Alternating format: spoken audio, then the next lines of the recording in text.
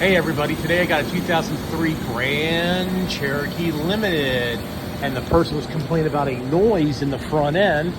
So let me zoom in here. All right, G Junior, this tie rod end is about to fall off. As you can see, it's loose as a goose. Very dangerous, and that's their knocking noise. So this should not have passed state inspection.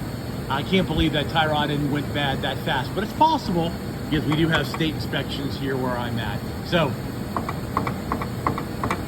get these things checked out when you can.